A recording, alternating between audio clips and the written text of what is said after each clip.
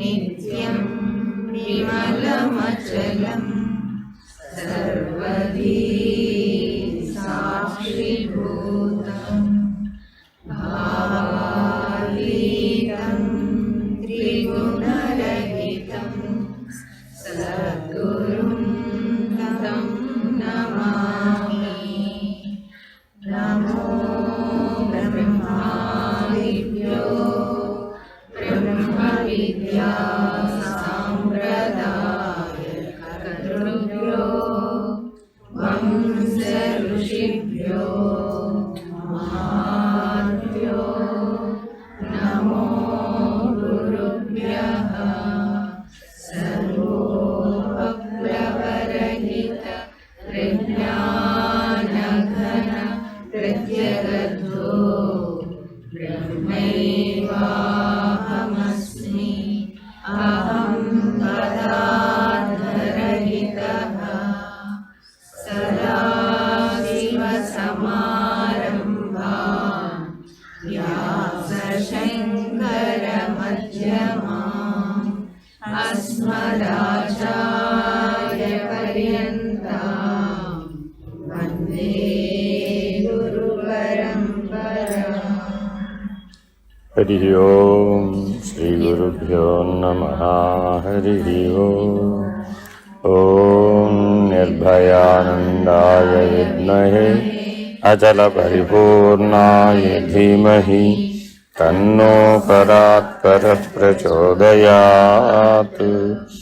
ఓం సాయీశ్వరాయ విద్మహే సత్యదేవాయ ధీమహి తన్నః సర్వః ప్రచోదయాత్.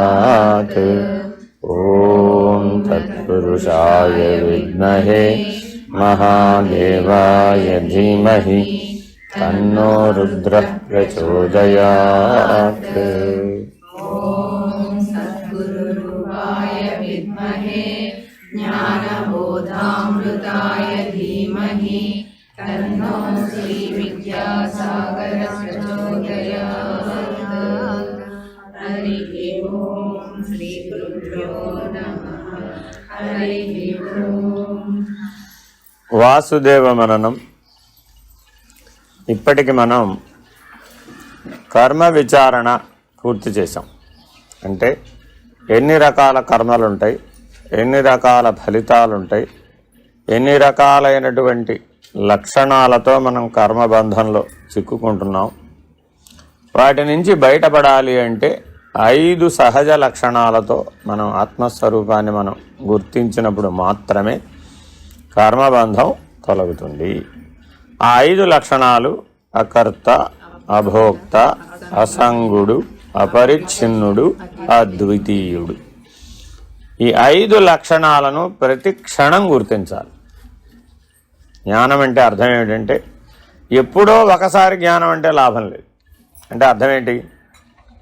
నాకు ఎప్పుడో ఐడియా వస్తుందండి, వచ్చినప్పుడే నేను మాత్రం అప్పుడు జ్ఞానిని, మిగిలినప్పుడంతా అజ్ఞానిని అంటాం కుదరదు. అంటే పరుసవేదిలాగా ఒక ఇనుముని పరుసవేది తాకిందనుకోండి, ఎంతవరకు తాకితే అంత మేరకు బంగారం అయిపోతుంది. పూర్తిగా తాకితే పూర్తిగా అయిపోతుంది. కానీ జ్ఞానం అనేటటువంటి పరుసవేది అజ్ఞానం అనేటటువంటి ఇనుముని పూర్ణంగా బంగారంగా మార్చివేస్తుంది. ఇక అయస్కాంతం చేత బంగారం ఆకర్షించబడదు. అయస్కాంతం అనేది జగత్తు. అయస్కాంతం అనేది అయస్సు అంటే ఇనుమేది మన అంతఃకరణం. ఆ బయట ఉన్నటువంటి అయస్కాంతం ఈ లోపల ఉన్న ఇనుముని ఆకర్షిస్తుంది. అర్థమైందండి? అదే ఇప్పుడు మనం ఆ అయస్కాంతాన్ని బంగారంగా మార్చాలా, ఈ ఇనుముతో తయారు చేయబడినటువంటి అంతఃకరణాన్ని బంగారంగా మార్చాలా? ఏది సులభం? భూమి ఒక పెద్ద అయస్కాంతం అండి. ఈ భూమి మొత్తాన్ని బంగారం చేసేద్దామా? సులభమేనా? కాదు కదా. నీ లోపలున్న అంతఃకరణం ఆ భూమితో పోలిస్తే ఎంత? ఓ మిల్లీగ్రామ్. ఈ మిల్లీగ్రామ్ అంతా ఉన్నటువంటి అంతఃకరణాన్ని బంగారంగా మార్చేశాం. అప్పుడు భూమి ఎంత పెద్ద అయస్కాంతమైనా ఈ బంగారాన్ని ఆకర్షించలేదుగా. దీనికి దానికి మధ్య సంబంధం తెగిపోయింది. నేను ఒక విషయం చెప్పా, ఏంటి? జ్ఞాన ఖడ్గం చేత అజ్ఞానం అనేటటువంటి శృంఖల దాన్ని ఒక్క వేడితో తెగొట్టాలి. ఈ అజ్ఞానం అనే శృంఖల అంటే ఏమిటి? అనాది అయినటువంటి అవిద్య అజ్ఞానంగా ఉంది, అవివేకంగా ఉంది. ఎవరు చెప్పటల్లా? అవివేకం నుంచి ఏమొచ్చింది? దేహాభిమానం వచ్చింది. దేహాభిమానం నుంచి రాగద్వేషాదులు వచ్చినాయి. రాగద్వేషాదుల నుంచి కర్మ వచ్చింది. కర్మ నుంచి శరీరం వచ్చింది. శరీరం నుంచి దుఃఖం వచ్చింది. ఇలా మనం కర్మబంధంలో చిక్కుకుంటున్నాం. దీన్ని తొలగించాలంటే మూలంలో గనక మనం జ్ఞానం అనేటటువంటి ఖడ్గాన్ని ఉపయోగిస్తే ఆ కూకటి వేరుని గనక మనం ఉత్తరించగలిగినట్లయితే ఈ అజ్ఞానం అనే వృక్షం ఎండిపోతుంది. ఈ అజ్ఞానం అనే బంధం లేకుండా పోతుంది. ఈ కర్మ అనే బంధం లేనిదని తెలుస్తుంది. కాబట్టి ఏ జ్ఞానాన్ని ఉపయోగిస్తే ఈ మొత్తం శృంఖల లేదో, ఎందుకు ఆత్మజ్ఞానానికి బ్రహ్మజ్ఞానానికి అన్ని జ్ఞానములలోకెల్లా విలువ వచ్చింది? ప్రపంచంలో చాలా జ్ఞానాలు ఉన్నాయి. జీవ విజ్ఞాన శాస్త్రం ఉందా లేదా? జువాలజీ. వృక్ష విజ్ఞాన శాస్త్రం బాటనీ. పదార్థ విజ్ఞాన శాస్త్రం కెమిస్ట్రీ. మళ్ళీ దాంట్లో దాని యొక్క వైద్య లక్షణాలు మెడికో ప్రాపర్టీస్, ఆ విజ్ఞాన శాస్త్రం వేరే. ఇలాగ ఎన్నో విజ్ఞాన శాస్త్రాలు. కానీ ఎన్ని తెలుసుకున్నప్పటికీ ఇంకా తెలుసుకోవలసింది అక్కడ మిగిలిపోతూనే ఉంటుంది. అదే ఏది తెలుసుకుంటే ఇక తెలుసుకోవలసింది లేదు అనేటటువంటి స్థితికి చేరతావో ఆ జ్ఞానమునకే ప్రజ్ఞానమని, ఆత్మజ్ఞానమని, బ్రహ్మజ్ఞానమని పేర్లు. ఎవరికైతే ప్రజ్ఞానం కలిగిందో వాడు ఆత్మజ్ఞానాన్ని తెలుసుకోగలుగుతాడు. వాడు బ్రహ్మజ్ఞానంలో ఉండగలుగుతాడు. ప్రజ్ఞానం లేకుండా అది వీలు కాదు. కాబట్టి ప్రజ్ఞానం ఎలా లభిస్తుంది నాకు అంటే విచారణ ద్వారా లభిస్తుంది. అసలు జ్ఞానమే దేనివల్ల లభిస్తుంది? విచారణ వల్లే లభిస్తుంది. కాబట్టి ప్రజ్ఞానం కూడా దేనివల్ల లభిస్తుంది? విచారణ వల్లే లభిస్తుంది. ఆ విచారణ ద్వారా నీకు లభించే ప్రజ్ఞానానికి వివేకము అని పేరు. ఏమని పేరు? ఆ వివేకాన్ని కోల్పోవడం చేత, అవివేకంతో ఉండడం చేతనే మనకి దేహాభిమానం కలిగింది. వివేకంతో ఉంటే ఆ దేహాభిమానం లేదు, అక్కడ దిగిపోతుంది. కాబట్టి జాగ్రత్తగా మనం పంచ వివేకాలను ఈ శరీరం ఉండగానే సంపాదించాలి. ఒకటేంటి? నిత్యానిత్య వస్తు వివేకం. రెండవది ఏంటి? ఆత్మానాత్మ వివేకం. మూడవది కార్యకారణ వివేకం. నాలుగవది సదసద్వివేకం. ఐదవది దృగ్దృశ్య వివేకం. వేదాంతమంతా, జ్ఞాన మార్గమంతా ఎస్సెన్స్గా చెప్పాలి అంటే ఈ 5 మాటలే. వివేకం వివేకంతోనే అంతా సాధ్యం. వివేకం లేకపోతే ఏది సాధ్యం కాదు అసలు జ్ఞాన మార్గాలు. కాబట్టి ఆ వివేకం నిత్యానిత్యములు అనేటటువంటి విచారణ వరకే ఉందా? ఆత్మానాత్మ అనే విచారణ వరకు వచ్చిందా? లేదా కార్యకారణ అనే విచారణ దాకా వచ్చిందా? లేదా సదసత్ అనేటటువంటి విచారణ దాకా వచ్చిందా? లేదా దృగ్దృశ్యములు అనే విచారణ దాకా వచ్చిందా? విచారణ 5 విధాలు. కాబట్టి వివేకం ఒకటే, విచారణ మాత్రం 5 విధాలు. 5 వివేకాలు ఉన్నాయి అనకూడదు. వివేకం ఎప్పుడు ఒకటే, కానీ అందులో అది పొందడానికి 5 విచారణలు చేయాలి, 5 స్థాయిలు. అందులో మొట్టమొదటిది నిత్యానిత్య వస్తు వివేక విచారణ. మనం సాధన చతుష్టయ సంపత్తిలో పరిశీలించాం ఆల్రెడీ. మనం గుర్తు చేసుకుంటే లైన్లో మొదట ఏం చెప్పుకున్నాం? అధ్యారోప అపవాదం, ఆ తర్వాత సాధన చతుష్టయ సంపత్తి, ఆ తర్వాత చేతనాచేతన విచారణ, ఆ తర్వాత దుఃఖం స్వాభావికం కాదని నిరూపించడం, ఆ తర్వాత కర్మ విచారణ. ఇవన్నీ పూర్తయిపోయినాయి. పూర్తయిపోయిన తర్వాత ఇప్పుడు మనం ఏం చేపడుతున్నాం? మనకు ఆల్రెడీ ఇప్పుడు ఏ వివేకం ఉంది? నిత్యానిత్య వస్తు వివేకం ఆల్రెడీ ఉంది. కాబట్టి ఇప్పుడు మనం ఏం చేపడుతున్నాం? ఆత్మానాత్మ వివేక విచారణ చేపడుతున్నాం. అంటే నిత్యానిత్య విచారణ చేయకుండా ఆత్మానాత్మ విచారణ సాధ్యపడదు. ఎంతకాలం ప్రయత్నించినా రాదు. అర్థమైందండి? ఎందుకని చెప్పగలరా ఎవరైనా? నిత్యానిత్యం తెలియకపోతే ఆత్మానాత్మ ఎందుకు తెలియదు? అయస్కాంతం లోపల అంతఃకరణమేమో ఇనప ముక్క. మరి అప్పుడు ఆకర్షించబడుతుందా లేదా? పడుతుంది. నిత్యానిత్యం వచ్చేప్పటికి ఏమైంది? ఆకర్షించబడదు. ఎందుకని? అది అనిత్యం అని తెలిసిపోయింది. ఆ అయస్కాంతం చేత ఆకర్షించబడడం అనేది అనిత్యం అని తెలిసిపోయింది. ఆ అనిత్యమని తెలియడం వలన దానికి దీనికి మధ్య దూరం పెరిగింది. ఏం పెరిగింది? అర్థమైందా? ప్రపంచం లేదా? ఇప్పుడు ఉంది, కానీ వాడికి లేదు. ఎవరికి లేదు? నిత్యానిత్య వివేకం ఉన్నటువంటి వాడికి ప్రపంచం లేదు. వాడిని ఏం ప్రపంచం ఆకర్షించదు. అర్థమైందండి? మరి వాడికి ప్రపంచం ఉన్నట్టా లేనట్టా? వాడికి లేదు కాబట్టి మిగిలిన వాళ్ళందరికీ లేదంటానికి వీలు లేదు. అర్థమైందండి? జాగ్రత్తగా ఆలోచించాలి. అంతేగాని నీకు కూడా ప్రపంచం లేదని ఇంటికి వెళ్ళి చెప్పేవనుకో ప్రమాదం వస్తుంది. అర్థమైందండి? ఎవరికి ఇతరులకు చెప్పకూడదు. వాడికి వాడు స్వయంగా సాధించాలి వివేకాన్ని ఎప్పుడూ కూడా. అంతేగాని మనమేదో అప్పిద్దాం అనుకుంటే కుదరదు. వివేకం అప్పివ్వడం కుదరదు. కాబట్టి ఎవరికి వారు సాధించాలి, దీన్ని ఎవరికి వారు విచారణ చేయాలి. సో మీరు నిత్యానిత్య వస్తు వివేక విచారణ పూర్తి చేశారు కాబట్టి మీరందరూ ఆత్మానాత్మ వివేక విచారణ చేయడానికి అధికారులు. కాబట్టి ఇప్పుడు మనం ఆ ఆత్మానాత్మ వివేక ప్రకరణాన్ని పరిశీలిద్దాం. నిత్యానిత్యం, ఆత్మానాత్మం, సదసత్ ఈ మూడు దాదాపు ఒకటిగానే అనిపిస్తాయి కదా? కాదు, పరిధి తేడా ఉంది. ఎలాగంటే ఇంద్రియాల పరిధి, పదార్థాల పరిధి వరకు జీవుడు జగత్ అనే పరిధి వరకే విచారణ చేస్తే నిత్యానిత్యములు. ఆ పరిమితి వరకే అక్కడ మాట్లాడతాం. ఆ పరిమితికి అవతలకు తీసుకెళ్తాం. ఇప్పుడు ఆత్మానాత్మలంటే అంటే సృష్టి, జీవుడు అంటే జీవుడు ఈశ్వరుడి మధ్యలో వివేకాన్ని విచారిస్తాం. అది ఆత్మానాత్మ.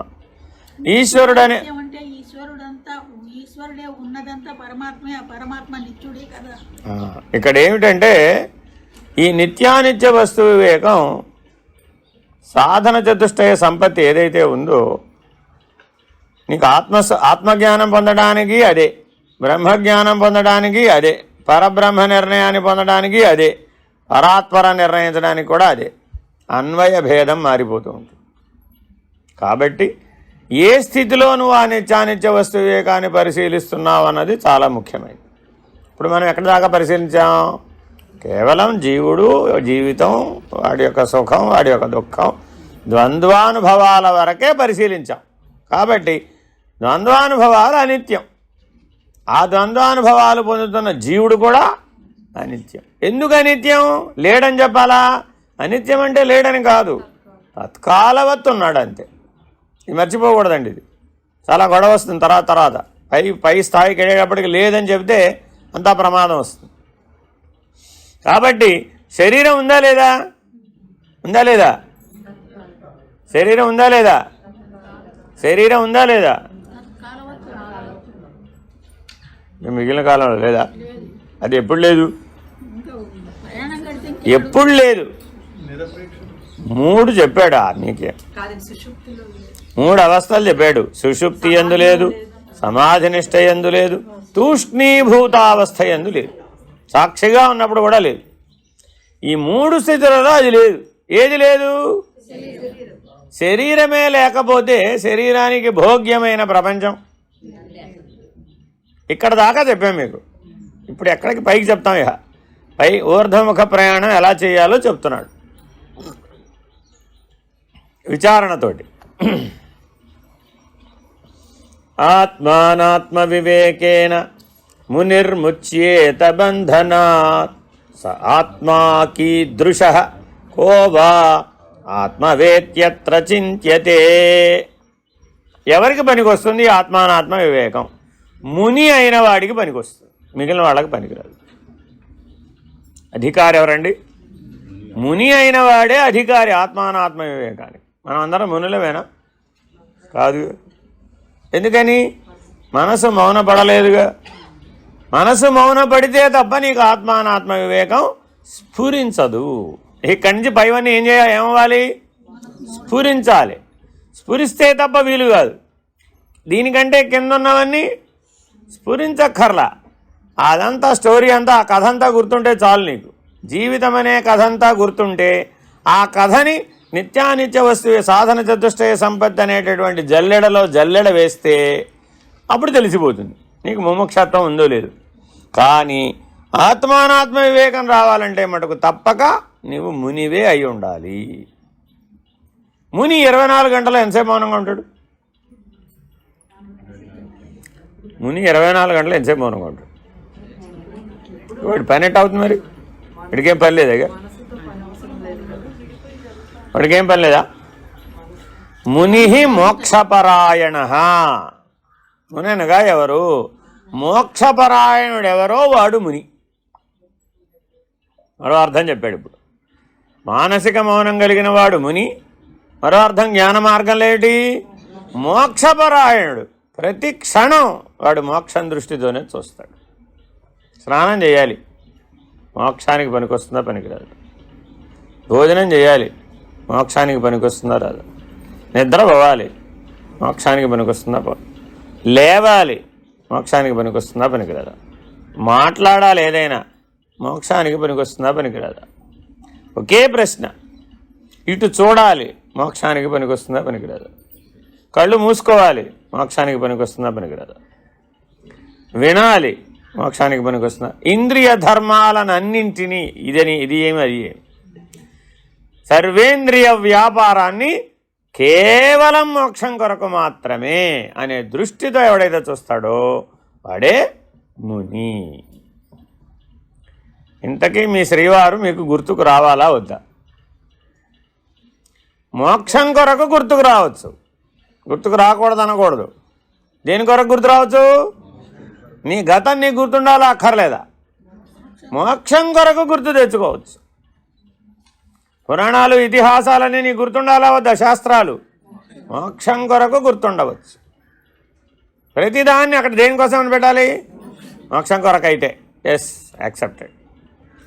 ఏమండి మీరు అర్జెంటుగా బదరికావనం వెళ్ళి రావాలి, మోక్షం కొరకు వెళ్ళొస్తాడు. మోక్షం కొరకు కాదు, ఒక్క అడుగు తీసి అడుగు వేయడు. స్థాణోరచలం ధ్రువం. ఆ ఈశ్వరుడు అలా అయితే కదలకుండా ఉన్నాడు అక్కడ ప్రతిష్ట తర్వాత, అలాగే కదలకుండా ఉంటాడు. అదే బదరికావనం ఎక్కడ ఉంది? మోక్షం కోసం వెళ్ళొస్తాడు. ఏమిటండి అర్థం లేదు అందులో. సోఫాలోంచి లేచి వచ్చి తోటకూర తరగమంటే మాత్రం లేవనంటావా? అరుణాచలం ఏమో పరిగెడతావా? ఏమిటో నాకు అర్థం కాదు. నువ్వు what is this non sense? మోక్షం కోసం మునిర్మోక్షపరాయణ. మర్చిపోకూడదండి ఇది. ఇలా మీరు మీ జీవితాన్ని మార్చాలి. జ్ఞాన మార్గం అంటే ఏమిటి? మోక్షం దృష్ట్యా నిన్ను నువ్వు మార్చుకోవడం, నీ జీవితాన్ని మార్చుకోవడం, ఇతరులను మార్చడం కాదు. అర్థమైందండి? ప్రపంచాన్ని మార్చడం అసలు కాదు. అర్థమైందండి? సముద్రంలో నీళ్ళన్నీ నది నీళ్లులాగా అయితేనే నేను సముద్రంలో కలుస్తానని నది అంది. నేనేమిటండి కొన్ని లక్షల ఎకరాలని పంట పండేట్టు చేస్తున్నాను. కొన్ని వేల పుణ్యక్షేత్రాలు నా నది ఒడ్డున ఉన్నాయి. కోట్లాది మంది నదులలో స్నానం చేసి తమ పాపాలను పోగొట్టుకుని పతిత పావనులు అయిపోతున్నారు, పవిత్రులు అయిపోతున్నారు. నా కెపాసిటీ ఏమిటి అని నది అనుకుంది. ఏమడిగింది? ఆ సముద్రం ఏదో ఉప్పగా ఉంటుందట, నేను అందులో కలవను. అది ఆ సముద్రం అంతా నాలాగా అయిపోయిన తర్వాత నేను వెళ్ళి అందులో కలుస్తాను. ఏమండి? మనం కూడా ఇప్పటివరకు ఏం ట్రై చేసామన్నీ? జరిగే పని కానివన్నీ ట్రై చేస్తాం. అందుకే మనం మునులు కాలేదు. మనం ఎందుకు మునులు కాలేకపోయాము అంటే మనం ఎప్పుడూ కూడా జరగని వాటినే ప్రయత్నిస్తాం. దీనినే బుద్ధికి సంబంధించిన అవరోధం అంటాం, అసంభావన అంటారు దీన్ని. అంటే జరగనివి ఆలోచిస్తుంటుంది అది ఎప్పుడూ కూడా. అర్థమైందండి? ఆ అసంభావనలోంచి విపరీత భావన పుడుతుంది. అది కూడా మరో సమస్య. దానివలన బుద్ధికి రెండు లక్షణాలు ఏర్పడతాయి. ఎంతో స్పష్టంగా ఆత్మానాత్మ వివేకం నీలో ఉన్నప్పటికీ మానవుడు గుర్తించలేకపోవడానికి అడ్డమైనటువంటిది ఆ బుద్ధి అగ్రహణానికి అన్యథాగ్రహణానికి గురవడం. బుద్ధికి రెండు వ్యాధులు సంక్రమించినాయి అభ్యాస దోషం వలన. అవి వ్యాధులే. ఎందుకు ఆ మాట అనవలసి వచ్చిందంటే, జ్ఞానం అనే మందు వేయకపోతే, ఆత్మానాత్మ వివేకం అనే మందు వేయకపోతే ఈ అగ్రహణము అన్యథాగ్రహణం అనేటటువంటి వ్యాధి పోదు, ఎన్ని జన్మలైనా పోదు. ఎందుకని మన్నే లెక్కేసుకోవాలి. ఇప్పుడు చాలాసార్లు పుట్టేశాం, కానీ మనకు అగ్రహణం అన్యథాగ్రహణం పోయిందా? పోలేదు. ఏమిటి అగ్రహణం అన్యథాగ్రహణం? ఉన్నది గుర్తించదు అగ్రహణం. మొదటి లక్షణం ఏంటండి? ఆత్మ సర్వత్రా ఉన్నది, ములుగురుత్స సందులేక సర్వవ్యాపకమై బ్రహ్మాండమంతా వ్యాపించి ఉన్నది. బ్రహ్మాండానికి అవతల కూడా ఉంది, కానీ ఆ ఆత్మ గుర్తించదు. తత్కాలవత్ తోచినప్పుడు మాత్రమే ఉంటుంది అనాత్మ. ఇంద్రధనస్సు వలె. ఎలా ఉంటుందండి? ఇంద్రధనుసు ఉందా లేదా? ఆకాశంలో ఇంద్రధనుసు ఉందా లేదా? దానికి ఎన్నో వనగూడాలి, వర్షం పడాలి, ఆ వర్షంలోంచి సూర్యరశ్మి వెళ్ళాలి, సరైన యాంగిల్లో వెళ్ళాలి. మళ్ళా మిట్ట మధ్యాహ్నం రమ్మంటే రాదు అది, అయితే పొద్దునో లేకపోతే సాయంత్రం వస్తుంది. ఇలా స్లాంట్ ఓ 30 నుంచి 40 డిగ్రీల కోణంలో సూర్యరశ్మి ఆ వర్షపు బిందువులలో నుంచి వెళితే ఆపోజిట్ సైడ్ వ్యతిరేక దిశలో అపసవ్యంగా ఏర్పడుతుంది. ఇంతకీ ఇంద్రధనస్సు పూర్ణవృత్తమా అర్ధవృత్తమా? ఆహా, ఇంకా నీకు అసలు విజ్ఞానం లేకపోవడం. ఎప్పుడో ఆకాశంలో రాకెట్ వేసుకెళ్ళిపోయి చూసేసింది. కాబట్టి ఇంద్రధనస్సు ఏమిటి? పూర్ణవృత్తం. కానీ మనకెంత కనబడుతుంది? ఎప్పుడు చూసినా కళ్ళకు కనబడిందే సత్యం. ఎవరు చెప్పారు? విజ్ఞానం. ఎవరు చెప్పారు? విజ్ఞానం. బుద్ధిని ఉపయోగించాల్సిన అవసరం లేదు, విచారణ చేయాల్సిన అవసరం లేదు. ఇంద్రధనస్సు ఎప్పుడూ కూడా అర్ధవృత్తమే, నాకెప్పుడూ పూర్ణవృత్తంగా కనబడలేదు. నువ్వు చెప్తే నేను నమ్ముతానా? చూపెట్టు నాకు. అదేంటండి, అవసరమా కాదా? అవసరమే, కానీ ప్రాథమిక వికాసానికి. అది దేనికి ఉపయోగం? ప్రాథమిక వికాసానికి, అంతేగాని ఆత్యంతిక వికాసానికి కాదు. కాబట్టి బుద్ధి అగ్రహణం అన్యథాగ్రహణం నుంచి బయటపడాలి అంటే తప్పక సర్వవ్యాపకమైన నిరపేక్ష దృష్టి ద్వారా ఆత్మానాత్మ వివేకాన్ని సంపాదించాలి. దానికి అధికారి ఎవరు? ముని. మానసిక మౌనం ఉండాలి, మోక్షపరాయణతో ఉండాలి. ముని అనగా ఎవరు? ఈ రెండు లక్షణాలు ఉండాలని. ఒక్కొక్క లక్షణం పెరుగుతూ పోతూ ఉంటుందండి, ఎక్కే కొద్దీ, ఒక్కొక్క మెట్టు ఎక్కే కొద్దీ. ముందు మనం సామాన్యులుగా ఉన్నాం. ఇప్పుడు ఫస్ట్ మెట్టు ఏమెక్కాలి? ముని. అర్థమైందండి? తప్పక మానవులందరూ ఏమవ్వాలి? మునులు అవ్వాలి, మానసిక మౌనం సంపాదించాలి. సరే, ఒకవేళ మీరు మునులే గనక అయి ఉంటే ఈ ఆత్మానాత్మ వివేకం మీకు అబ్బుతుంది. కాకపోతే అబ్బదు. 1000 సార్లు కాదు, 1,00,000 సార్లు విన్నా అబ్బదు. సరే, ఆత్మానాత్మ వివేకము చేతనే జ్ఞానం ఉదయించునని చెప్పబడెను. కావున ఆ ఆత్మ అనాత్మలను విచారింపదము. ఆత్మనగా శరీరత్రయ విలక్షణుడై అవస్థాత్రయ సాక్షి అయి పంచకోశ వ్యతిరిక్తుడై సచ్చిదానంద స్వరూపుడై ఉండునట్టి వాడు. అనాత్మయనగా సమిష్టి వ్యష్ట్యాత్మకమైన శరీరత్రయం. అనాత్మ అంటే ఏంటండి? సమిష్టి వ్యష్ట్యాత్మకం అంటే సమిష్టికి కూడా స్థూల సూక్ష్మ కారణాలు ఉన్నాయి, వ్యష్టికి కూడా స్థూల సూక్ష్మ కారణాలు. ఈ మూడు ఆ మూడు మొత్తం కలిపి అనాత్మే. ఈ మూడు ఆ మూడు మొత్తం కలిపి అనాత్మే. సరే, ఇందుకు లక్షణంబులు అనృత జడ దుఃఖంబులు. మహాజనమన సమిష్టి, పురుషుండన వ్యష్టి. అంటే ఏ దృష్టితో చెప్తున్నారు? ఒక చెట్టు వనం అవుతుందా? మీ ఇంట్లో ఏదో ఒక తులసి మొక్క పెట్టారు, పెట్టేమన్నారు? మా ఇల్లంతా తులసి వనమేనండి అన్నారు. విన్నవాడు ఏమనుకున్నాడు? వాళ్ళ ఇల్లంతా తులసి వనమేనట్రా బాబు, కాబట్టి మనం కూడా వెళ్ళి ఓ మొక్క తెచ్చుకుందాం ఆ తులసి వనంలో నుంచి అని మీ ఇంటికి వచ్చి అమ్మ తులసి మొక్క ఇవ్వమ్మా అన్నాడు. మాకున్నదే ఒకటి, నీకు అక్కడి నుంచి ఇచ్చేది అంది ఈవిడ. అదేమిటమ్మా నిన్న చెప్పినప్పుడు ఏం చెప్పావు? తులసి వనం అని చెప్పావు కదా, ఒక్కటి వనం కాకపోతే ఏమిటి అంది. ఇప్పుడు ఏమవ్వాలి? ఒకటి వనం అవుతుందా? అలాగే మనమందరం ఎవరికి వాళ్ళెవరు? వ్యష్టి. జీవకోటి అంతా కలిపేమిటి? సమిష్టి. 84 లక్షల జీవరాశుల యొక్క మహాజన సమిష్టి. దాన్ని ఏమన్నారు? ఈ మహాజన సమిష్టి వ్యష్టి. ఈ రెండింటిని జాగ్రత్తగా గమనిస్తే రెండు చోట్ల ఒకే ధర్మం కనబడుతుంది. ఎలాగా? సృష్టి అంతా కలిపితే ఆ పీరియాడిక్ టేబుల్లో ఎన్నో ఉన్నాయండి ఎలిమెంట్స్. ఏదో 106, 116, 126 ఎప్పటికప్పుడు పెరిగిపోతూ ఉంటాయి. అవి ఒకప్పుడు 96, ఆ తర్వాత కొన్ని యాడ్ అయినాయి, ఆ తర్వాత కొన్ని యాడ్ అయినాయి, అట్లా పెరిగిపోతూ ఉంటుంది. వాళ్ళు కనిపెట్టే కొద్దీ అవి పెరుగుతూ ఉంటుంది. అందుకని కింద ఖాళీ గళ్ళు ఉంటాయి, చూసుకోండి. మా చిన్నప్పుడు ఆ పీరియాడిక్ టేబుల్ ఏమిటండి ఖాళీ గళ్ళు అంటే, ఇంకా భవిష్యత్తులో నువ్వు కనిపెడతావులేరా, అవన్నీ రాయాలంటే గళ్ళు ఉండాలి కదా అన్నారు.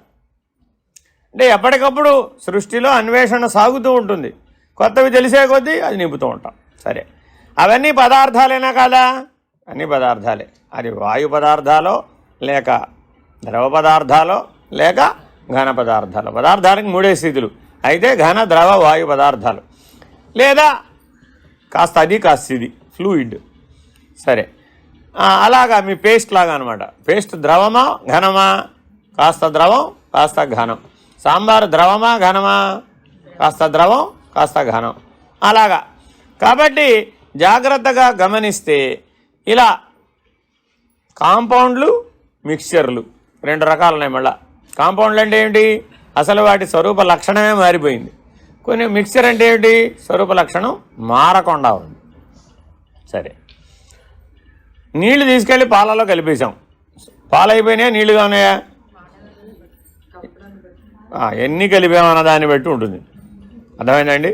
డ్రమ్ము నీళ్లలో చెంచాడు పాలు పోసి ఇవన్నీ పాలే భో అన్నావు, ఎట్లా అవుతుంది? ఈ ఆత్మానాత్మ వివేకం ఆ చెంచాడు పాలు. ఈ ఆత్మానాత్మ వివేకం ఎంత? చెంచాడు పాలు, ఉద్ధరణుడు పాలు, అంతే.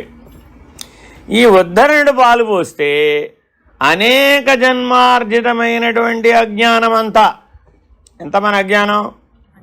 ఎంత మన అజ్ఞానం? ఎంత మన అజ్ఞానం? సముద్రం అంతా. ఎంత మన అజ్ఞానం?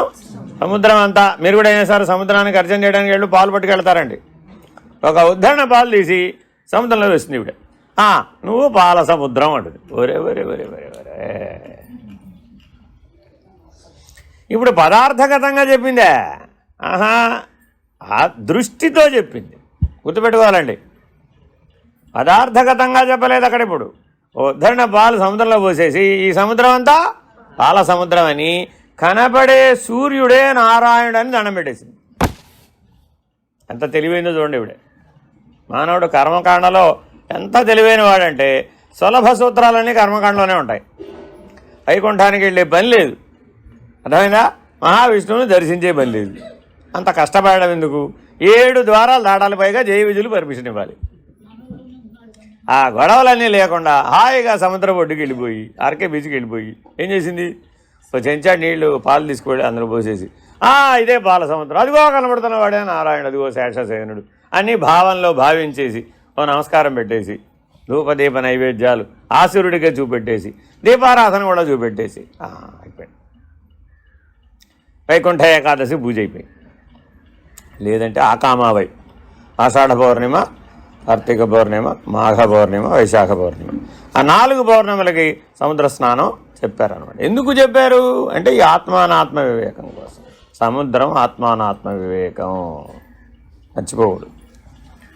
దాని దగ్గర నుంచి అది నేర్చుకోవడం కోసానికి మనల్ని వెళ్ళమన్నారు. ఆ సముద్రం ఏంటి? ఆత్మానాత్మ వివేకం. అది నేర్పుతుంది అది. ఆ సముద్రం మిగిలినప్పుడు తెలియదు, నీకు ఇంట్లో కూర్చుంటే తెలియదు. అది ఎలాగో ఈ ప్రకరణం పరిశీలించేటప్పటికి అర్థమైపోతుంది. అనాత్మ అనగా సమిష్టి వ్యష్ట్యాత్మకమైన శరీరత్రయం. ఇందులోకి లక్షణంబులు అనృత జడ దుఃఖంబులు.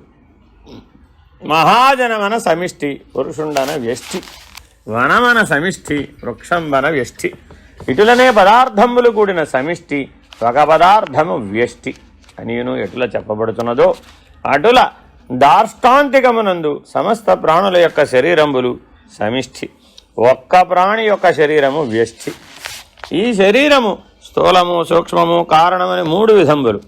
ఈ శరీరత్రయము లోపల సమస్త ప్రాణుల యొక్క స్థూల శరీరంబులను సమిష్టి స్థూల శరీరం బనియు, సమస్త ప్రాణుల యొక్క సూక్ష్మ శరీరము సమిష్టి సూక్ష్మ శరీరమనియు,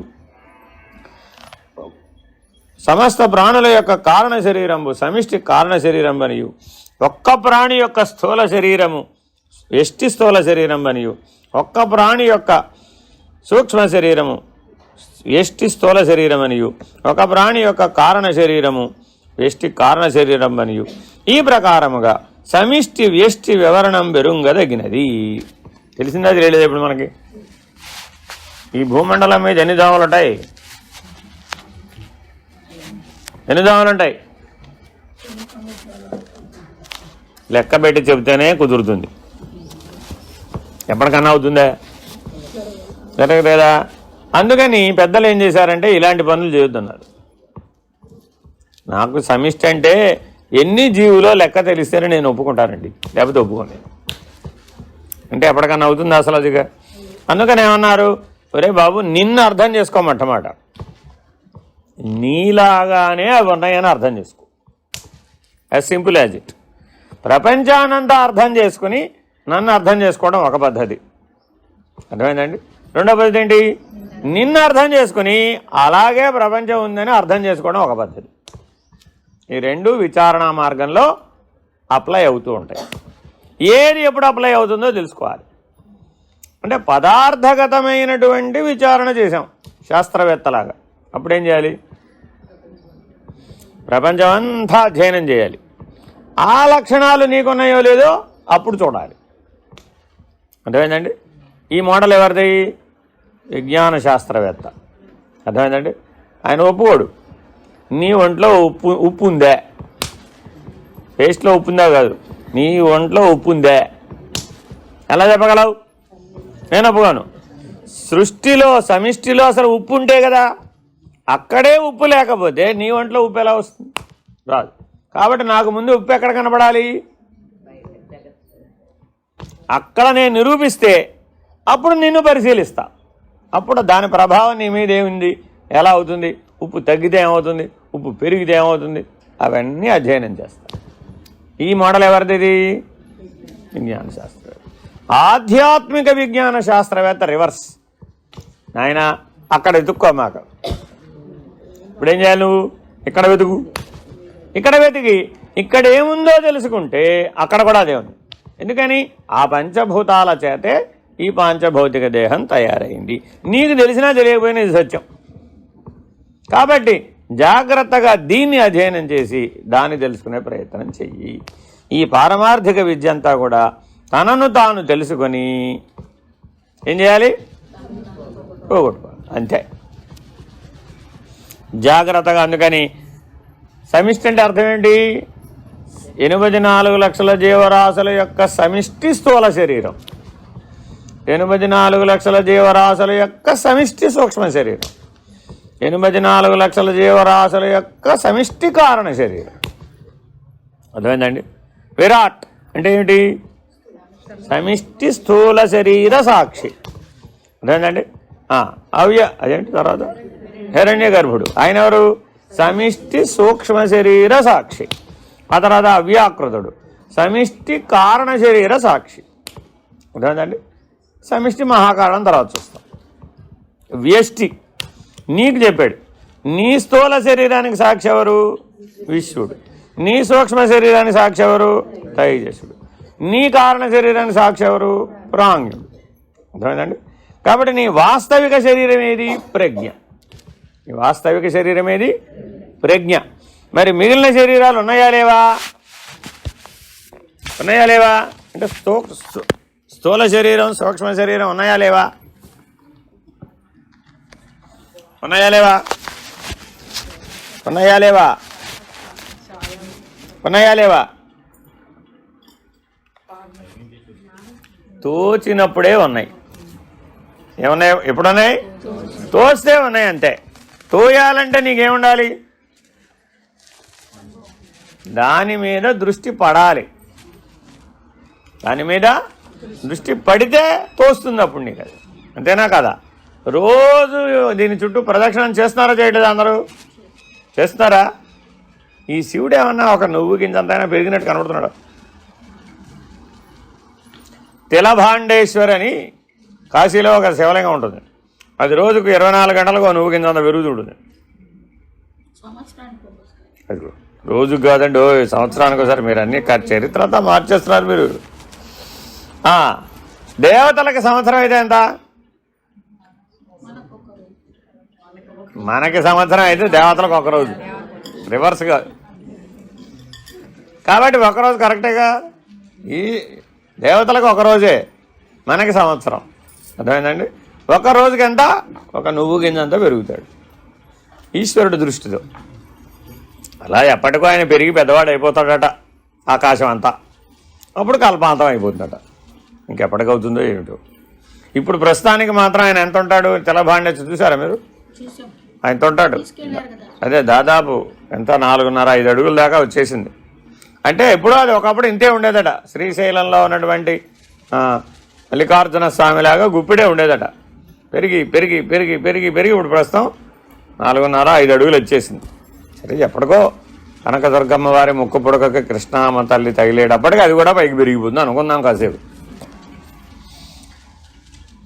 ఆత్మానాత్మ వివేకంలో అత్యంత ప్రధానమైనది సాక్షి.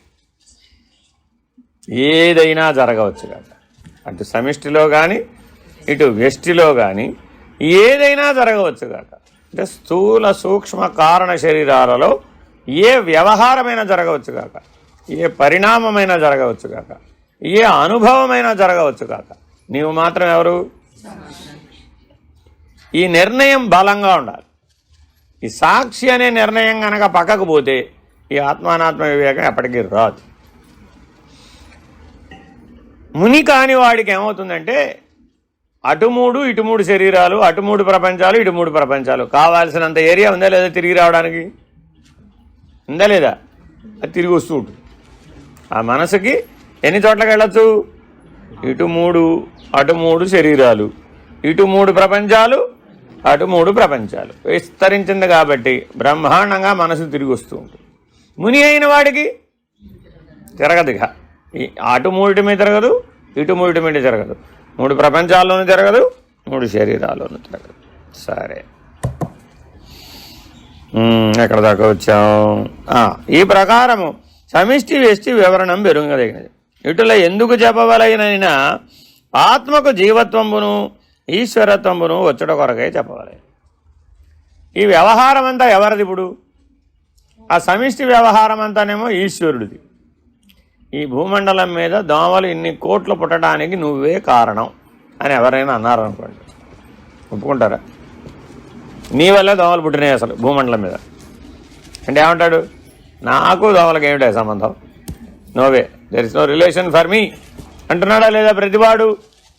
మరి 84 లక్షల జీవరాశుల పుట్టుకకు కారణమేవాడు? ఫినిష్డ్. వచ్చేసాడా లేదా ఈశ్వరుడు? ఎలా ఈశ్వరుడు వచ్చాడు? మాయాధిష్టానముగా వచ్చాడు. ఈశ్వరుడు ఎలా వచ్చాడు? మాయాధిష్టానంగా వచ్చాడు.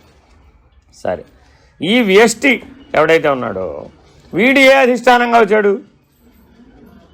అంతఃకరణాధిష్టానంగా వచ్చాడు. ఈయన ఎలా వచ్చాడండి? అంతఃకరణ. అక్కడ మాయ ఏదో, ఇక్కడ అంతఃకరణం అదే.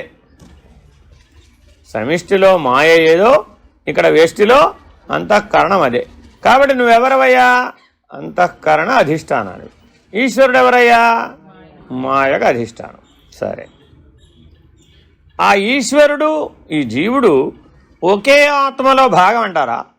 ఈశ్వరుడికి వేరే ఆత్మ, ఈ జీవుడికి వేరే ఆత్మ ఉంటుందంటారా? అదేమిటండి? ఆయనకేమో దివ్యాత్మ, ఈయనకేమో దేహాత్మ అని పేరు పెట్టుకున్నాం కదా మనం, అవునా కదా? పిలుస్తున్నాం ఇలాగా. మనందరం ఎవరు? దేహాత్మలో. ఆ దివ్యత్వం, ఆ ఈశ్వర సాక్షాత్కారం పొంది ఆ అనుభవం పొందిన వాళ్ళందరూ ఏమని పిలిచాం? దివ్యాత్మ. ఇందులో దేహాత్మ సత్యమా, దివ్యాత్మ సత్యమా? దేని పరిమితి దానికి ఉన్నప్పటికీ పరిణామంలో ఈ దేహాత్మయే నేననే స్థితి నుంచి ఆ దివ్యాత్మయే నేననే స్థితికి మానవుడు ఎదగాల వద్దా? ఎదగాలి. ఆ తర్వాతే శుద్ధాత్మ. ఆ పైది ఏమిటండి? శుద్ధాత్మ అంటే అది జీవాత్మ కాదు, దివ్యాత్మ కాదు. కానీ ఈ రెండు కూడా ఆత్మయందు అంశీభూతములు.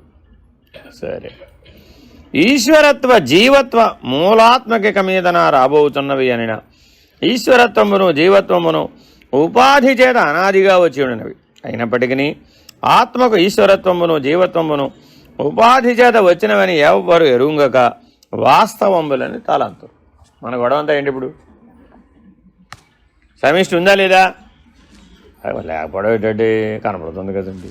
దోమలు కనపడుతున్నాయి, ఈగలు కనపడుతున్నాయి, అనేక జంతుజాలములు కనపడుతున్నాయి, అనేక పక్షులు కనపడుతున్నాయి, అనేక క్రిమికీటకాదులు కనపడుతున్నాయి, అనేక జలచరాలు కనపడుతున్నాయి, ఖగచరాలు, భూచరాలు, ఉభయచరాలు, సరీసృపాలు, పాకేవి, ఇన్ని కనపడుతుంటే ఏమి లేదంటావేమిటి? మీ ఎరుకలో ఎప్పుడైనా పామును చూసారే? చాలాసార్లు చూసారండి. కళలో కూడా పాములే వస్తాయండి బాబు నాకు. అవునా కదా? మరి ఇప్పుడు ఉన్నట్టా లేనట? ఉపాధిగతంగా ఉన్నాయి అంతే. సమిష్టి ఆ జీవ శరీరం, అన్ని జీవ శరీరాలు కలిపి ఒక ఉపాధి కింద లెక్కేస్తే స్థూల ఉపాధి, సమిష్టి స్థూల ఉపాధి. మరి వ్యష్టి స్థూల ఉపాధి ఉన్నట్టా లేనట? వీడికి కూడా ఉన్నట్టే. గుర్తించాలంటే ఏముండాలి? వ్యష్టి స్థూల ఉపాధి ఉంటేనేగా. ఉపాధి ఉంటే సరిపోతుందా? ఆ ఉపాధిగత చైతన్యం ఉండక్కర్లేదా? ఉండాలి. ఇప్పుడు ఉపాధి యొక్క ప్రభావం చైతన్యానికి అంటిందని చెప్పాలా, అంటలేదని చెప్పాలా? ఉపాధి యొక్క ప్రభావం చైతన్యానికి అంటిందని చెప్పాలా, అంటలేదని చెప్పాలా? ఎలా చెప్పగలరు? ఎలా చెప్పగలరు?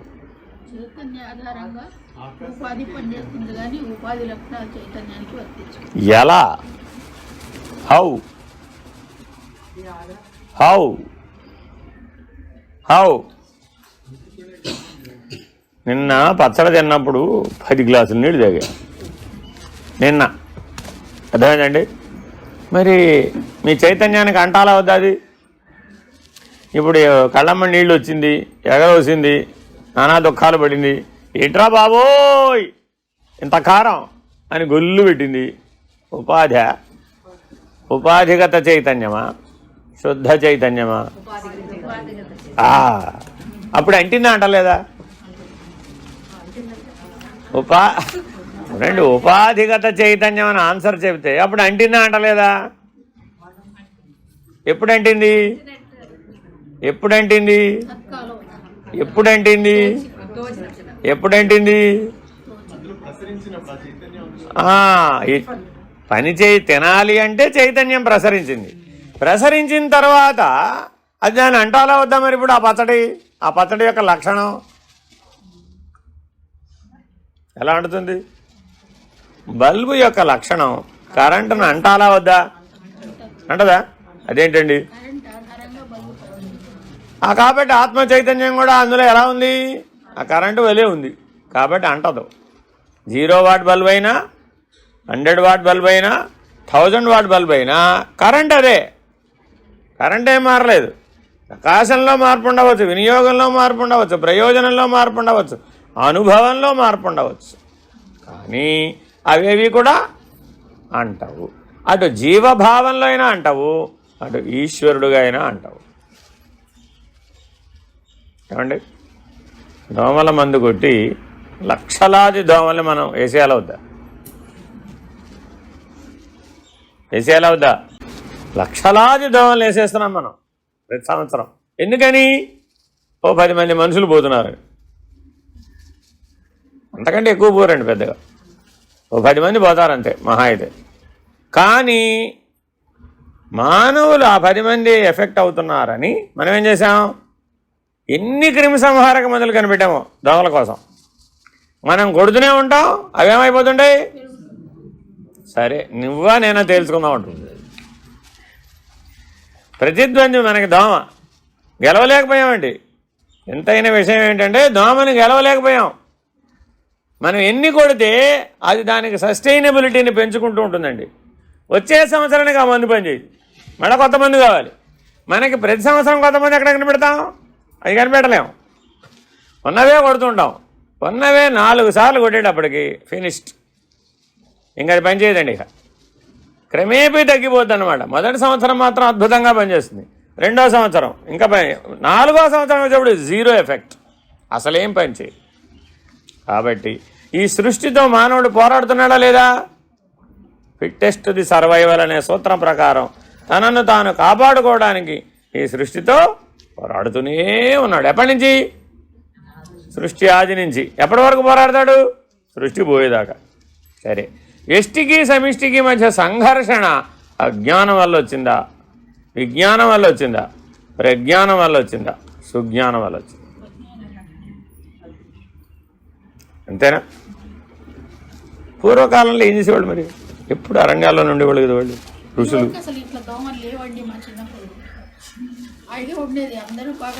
అంటే ఎక్కడో మన జీవన విధానంలోనే వాటికి అనుకూలమైన జీవన విధానం జీవిస్తున్నాం. ఏమైందండి? వాటికి అనుకూలమైన జీవన విధానం జీవించేటప్పటికీ వాటికి వృద్ధి ఎక్కువైపోయింది. కాబట్టి ఇప్పుడు మన జీవన విధానాన్ని మార్చుకోవాలంటావా?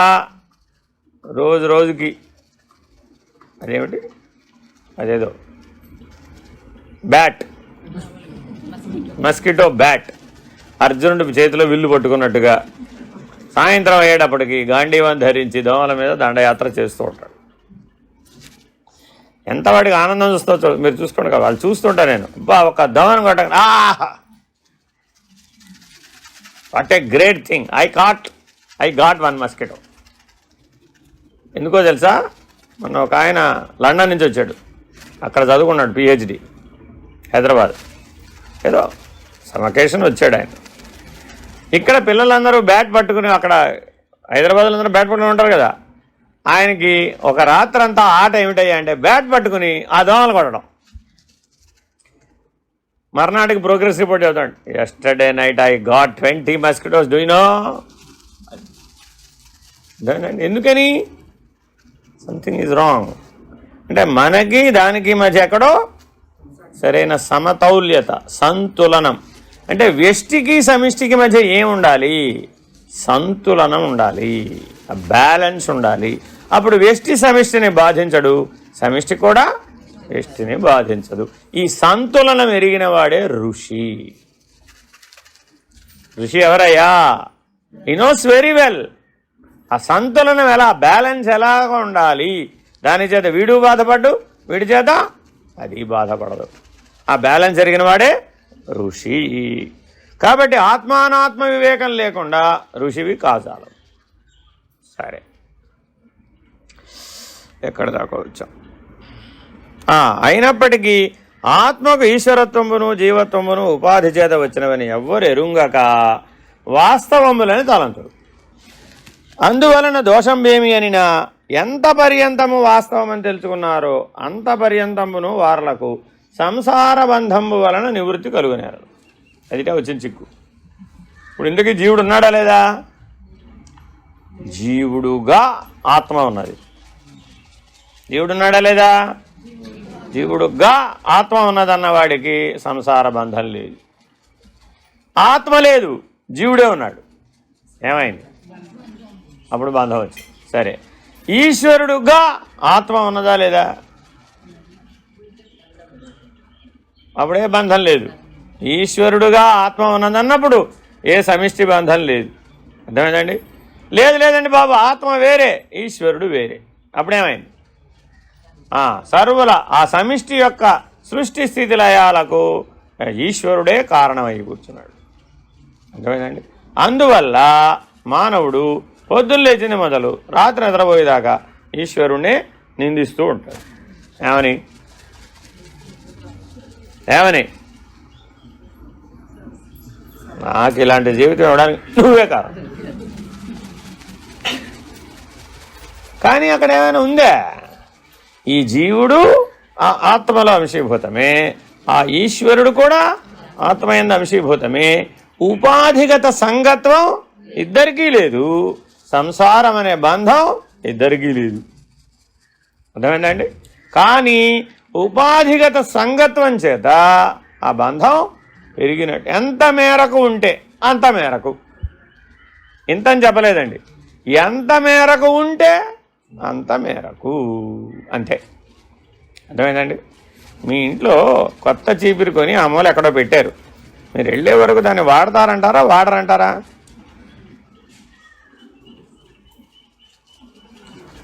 మీరు వచ్చేప్పుడు ఏం చేశారండి? ఒక కొత్త చీపురు కొన్నారు అవసరమని, ఇంట్లో ఒక మూల పెట్టొచ్చారు. స్వాభావికమైన సహజమేనా కాదా? ఇది సహజమే. ఇప్పుడు గుర్తొచ్చింది ఆ విషయం. ఎప్పుడు? తీవ్రంగా 1,00,000 జపం చేసేటప్పుడు మధ్యలో కొత్త చీపురు కొన్నా, నేను ఇంట్లో మూల పెట్టొచ్చాను, నేను వెళ్ళేటప్పటికి వీళ్ళు వాడి పాడు చేసేస్తారేమో. ఎంత మేరకు వస్తే అంత మేరకు బంధం, అంతే. రాలేదు, బంధం లేదు. As simple as it. నీకు తోచలేదు, బంధం లేదు. తోచింది, వచ్చేసింది. అర్థమైందండి? అప్పటిదాకా చేసిన జపం ఏమైపోయింది? ఇప్పుడు చీపిరిని వెతుకుంటూ వెళ్ళింది. చీపిరి ఈశ్వరుడు కదా, చీపిరి ఆత్మ కదా, అంతా ఆత్మ అంటున్నాడుగా అని వితండవాదం వచ్చి కూర్చుంటుంది. అప్పుడు అక్కడ విపరీత భావన వచ్చి కూర్చుంటుంది. అప్పుడు నీ సాధన ఏమైపోయింది? అటకెక్కింది. మునిగాస్త ఏమయ్యాడు? మునిగాస్త ఏమయ్యాడు? అర్థమైందండి? ఇంకో ఐడియా చెప్తా. బాగా గాఢమైన ధ్యాన స్థితిలో ఉన్నారు మీరు, ధ్యానం అద్భుతంగా సాగుతుంది. ఇంతలో ఒక విషయం గుర్తొచ్చింది. ఏమిటి? అమెరికాలో ఉన్న మీ మనవడికి ఏదో దోమ కుట్టిందట. అక్కడ పిల్లలకి దోమ కొట్టడం వెరీ క్యాజువల్ కదా, కానీ అమెరికాలో ఉన్న మీ మనవడికి దోమ కొట్టడం వలన ఒళ్ళంతా ఎలర్జీ వచ్చింది. ఇప్పుడు ఆ విషయం ఎప్పుడు గుర్తుకు రావాలి? ఎప్పుడు గుర్తుకు రావాలి? గాఢ ధ్యానంలో ఉన్నప్పుడు గుర్తుకు రావాలి, అంతే. మిగిలినప్పుడు గుర్తుకు రాకూడదు. మామూలుగా మెనకలో ఉన్నప్పుడు గుర్తుకు రాదండి, మీరు చూసుకోండి కావాల్సి వస్తాయి. ఎప్పుడు గుర్తు వస్తుంది? గాఢమైన ధ్యానంలో ఉన్నప్పుడు టింగ్ అని పాపప్ అవుతుంది అనమాట. మాల్వేర్, మన కంప్యూటర్లో ఏమంటాం దాన్ని? మాల్వేర్. మనం ఏదో పని చేసి ఉంటాం, అదేం చేస్తుంది? డింగ్ వస్తుంది. నువ్వేం దాన్ని పిలవక్కర్లే, అదంతే. నెట్ కనెక్ట్ అయి ఉన్నావా లేదా? డింగ్ వచ్చేస్తుంది, అంతే. కాబట్టి ఆ సమిష్టి అంతా దేనివల్ల వచ్చింది? నువ్వు కనెక్ట్ అయి ఉన్నావురా బాబు. నేను ఎవరు కనెక్ట్ అవ్వమన్నారు దానికి? ఆ కనెక్ట్ అయి ఉండడం వలన వచ్చేస్తుంది. ఆ కనెక్ట్ అవ్వడమే సంగత్వం. అంటే నీకు సంగత్వంలో లేనివి రావడం లేదు. మీరందరూ ఒకదాని కొరకు బాగా చింతించాలి వాస్తవానికి, కానీ మీరు చింతించడం లేదు అని వ్యవసాయ శాస్త్రజ్ఞులు చెప్తున్నారు. ఏమిటో తెలుసా? అది ఏమిటో తెలుసా మీకు? అది సీతాకోక చిలుకలు తేనెటీగలు తగ్గిపోతున్నాయి. సీతాకోక చిలుకలు తేనెటీగలు తగ్గిపోతున్నాయి మానవుల వలన. ఏమిటయ్యా మానవుల వలన? గ్లోబల్ వార్మింగ్ పెరిగిపోయి 1 డిగ్రీ చిన్నప్పటికంటే ఇప్పటికి 5 డిగ్రీలు పెరిగిందండి మనకి. అంటే సాధారణ ఉష్ణోగ్రతలు ఈ 50 ఏళ్లలో 5 డిగ్రీలు పెరిగినాయి. అంటే ఒకప్పుడు 20 ఉందనుకోండి, ఇప్పుడు 25. ఒకప్పుడు 30 ఉందనుకోండి, ఇప్పుడు 35. ఒకప్పుడు 40 ఉందనుకోండి మ్యాక్సిమం, ఇప్పుడు 45. ఇలా పెరిగిపోయినాయి. ఈ 5 డిగ్రీలు పెరగడం వలన మొట్టమొదట ఎఫెక్ట్ అయిపోయినవి పిచ్చుకలు, అలాగే చిలుకలు, అలాగే సీతాకోక చిలుకలు, అలాగే తేనెటీగలు. ఎందుకని?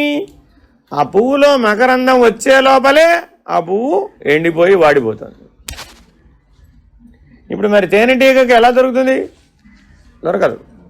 మరి తేనెటీగలు సీతాకోక చిలుకలు లేకపోతే అసలు ఫలదీకరణమే లేదు, పంటే లేదు, మానవుడికి ఫుడ్ లేదు. ఏం తినాలి అంటే పూర్వం అడవి మానవుడు, అనాగరిక మానవుడు ఏవి కనబడితే అవి తినేసాడు. అలా మనం కూడా తినేయవలసిన రోజులు రావచ్చు. ఎందుకని? మన ఇష్టం వచ్చిన ఫలసాయాన్ని మనం భూమి నుంచి సంపాదించలేము అవి లేకుండా. మానవుడు ఎంత ప్రయత్నించినా వాటి పనిని మానవుడు ఎప్పటికీ చేయలేడు. మానవుడు ఎంతో మేధావి కదా, చేసేయచ్చు కదా. రాబర్ట్లు పెడదాం వాటి బదులు, అవుతుందంటారా? కాబట్టి సహజమైనటువంటి దానిని అసహజమైన దాంతో రీప్లేస్ చేయడం కుదరదు. కానీ మానవ మేధస్సు ఎప్పుడు దేని వైపు ట్రై చేస్తూ ఉంటుంది? సహజమైన వాటిని అసహజమైన దాంతో ఫిల్ చేయడం ఎట్లాగా, పూర్తి చేయడం ఎట్లాగా. దీనికి కారణం మానవుని బుద్ధి యొక్క విపరీత భావన. ఆ విపరీత భావన వలన మానవుడు ఎంత మేరకు వ్యాపిస్తే వెరీ వెరీ ఇంపార్టెంట్ ఆ బంధం ఏర్పడుతుంది. సరే, కాబట్టి సర్వప్రజామాతృభూతమైన శృతి ఈశ్వరత్వ జీవత్వంబులు ఉపాధి చేత వచ్చుననుటకై సమిష్టి అనియను వ్యష్టి అనియను విభాగించి చెప్పుచున్నది. అయిన ఏ ఉపాధి చేత ఈశ్వరత్వము, ఏ ఉపాధి చేత జీవత్వము వచ్చుననినా సమిష్టి శరీరత్రయోపాధి చేత ఈశ్వరత్వంబును, వ్యష్టి శరీరత్రయోపాధి చేత జీవత్వంబును వచ్చుతున్నది. ఈశ్వరత్వంబునందు సమిష్టి కారణ శరీరము మాత్రము చాలును. ఈశ్వరత్వాన్ని నిర్ణయించడానికి సమిష్టి కారణ శరీరం ఉంటే చాలు. అయినా సమిష్టి స్థూల సూక్ష్మ శరీరములు ఎందుకు చెప్పవలనైనా ఉపాసనార్థమై చెప్పబడుతున్నది. అది ఎట్లయినా ముఖ్యాధికారి అయిన వానికి సమిష్టి కారణ శరీరోపాధికుడైన ఆత్మ ఉపాస్యుడై చెప్పబడుతున్నాడు. అతనికి ఈశ్వరుడనియు అంతర్యామి అనియు అవ్యాకృతుండనియు పేర్లు. మరియు అతనికి సమిష్టి కారణ శరీరమునందు అభిమానము గలదనిన అభిమానం అహంకార ధర్మం ఒకటి వలన ఆ అవస్థ యందు అహంకారము లేదు, కావున అభిమానము కలదని చెప్పకూడదు. ఆత్మకు సమిష్టి కారణ శరీర విశిష్ట మాత్రత్వమే ఈశ్వరత్వం అని చెప్పవలేను. ఈ ఈశ్వరుని ఉపాసింపనోపని వారలకు ఈశ్వరునికి అవస్థాంతరంబగు సమిష్టి సూక్ష్మ శరీరోపాధికను ఉపాసింపవచ్చునని శృతి చెప్పచ్చును. ఈ సూక్ష్మ శరీరోపాధికుడైన ఈశ్వరునికి హిరణ్య గర్భుడనియు సూత్రాత్మయనియు ప్రాణుడనియు పేర్లు. ఇతనికి సమిష్టి సూక్ష్మ శరీరమునందు అభిమానము లేదనిన ఆ అభిమానమునకు ఆశ్రయమైన స్థూల శరీరము లేదు గనుక అభిమానము కలదని చెప్పకూడదు. సమిష్టి సూక్ష్మ శరీర విశిష్ట మాత్రత్వమే హిరణ్య గర్భత్వం అని చెప్పవలేను. ఇతనిని ఉపాసన చేయుడు ఎందు సమర్థత లేనివారు ఈ ఈశ్వరునకు అవస్థాంతరం పైన సమిష్టి స్థూల శరీరోపాధికను ఉపాసింపవచ్చునని శృతి చెప్పుతున్నది. ఇతనికి విరాట్ అనియు వైశ్వానరుండనియు వైరాజసుండనియు 3 నామధేయములు. ఇతనికి సమిష్టి స్థూల శరీరమునందు అభిమానము లేదా అయిన నియతమైన శరీరం ఒకటి లేదు కనుక అభిమానము కలదని చెప్పకూడదు. మరి ఎటులనైనా ఈ ఈశ్వరునికి సమిష్టి స్థూల శరీరమాత్రతత్వం ఈశ్వరత్వం అని చెప్పగలరు. అంతర్యామి అయిన ఈశ్వరుడే సాత్విక రాజసిక తామస గుణములను అవలంబించి సృష్టి స్థితిర సంహారముల కొరకు బ్రహ్మదేవుడనియు విష్ణువనియు రుద్రుడనియును ఎప్పుడు చెప్పబడుతున్నాడో, దుష్ట నిగ్రహ శిష్ట పరిపాలన కొరకై రామకృష్ణాది అవతారములను ఎప్పుడు ఎత్తుచున్నాడో అప్పుడు ఆ అంతర్యామి అయిన ఈశ్వరునికి ఆయా శరీరముల యందు సృష్టి స్థిత్యాది అభిమానంబు కలదు. అభిమానము లేదని చెప్పేదమనినా సృష్టి స్థితి సంహారాదులు కూడవు కనుక అభిమానము కలదని చెప్పవలెను. అయినా జీవునికి ఈశ్వరునికి వైలక్షణ్యం వేమి అనిన జీవునకు అహంతామమతాపూర్వకంబుగా స్వశరీరాదుల యందు అభిమానం ఉన్నది, అటువలనే ఈశ్వరునకు లేదు. చాలు ఇక్కడ దాకా. ఏమిటో చెప్పుకుంటూ వెళ్ళిపోయాడు. ఏమిటండి? జీవుడు ఈశ్వరుణ్ణి విచారణ చేస్తున్నాం మనం. సమిష్టి స్థూల శరీరం, సమిష్టి సూక్ష్మ శరీరం, సమిష్టి కారణ శరీరం ఈశ్వరునకు ఉపాధి. వ్యష్టి స్థూల శరీరం, వ్యష్టి సూక్ష్మ శరీరం, వ్యష్టి కారణ శరీరం జీవునికి ఉపాధి. ఇక్కడ దాకా అర్థమైంది కదా. ఇప్పుడు జీవుడికి ఈశ్వరుడికి తేడా ఏమిటి అంటే ఆయనకు ఆయన ఉపాధి యందు అభిమానం లేదు. జీవుడికి ఏముంది? ఆయన ఉపాధి యందు అభిమానం ఉంది. ఇద్దరి మధ్య భేదం ఇంతే.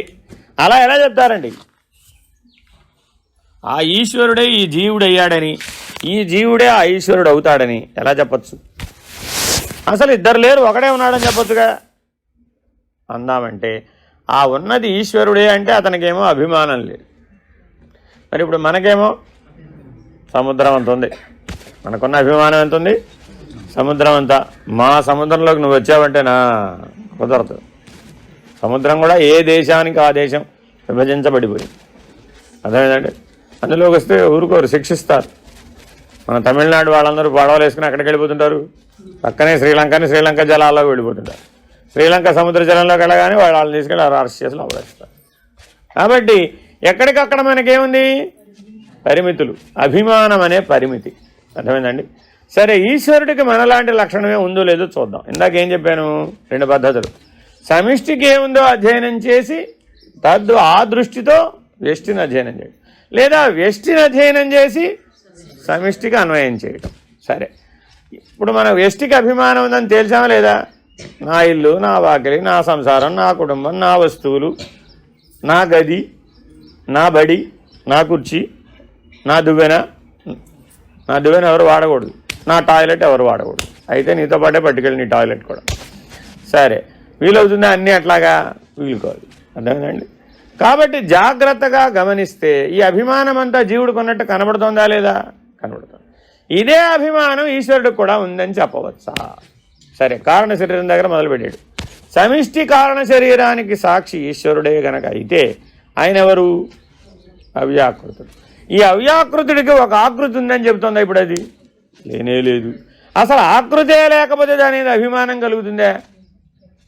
నా గాలి నీ ఇంటి మీదకి రాకూడదు అనొచ్చా? ఆ గాలికి ఆకృతి లేదు. అర్థమైందండి? నీవు నడిచిన నేల మీద నేను నడవను అంటే ఏం చేయాలి? అప్పుడు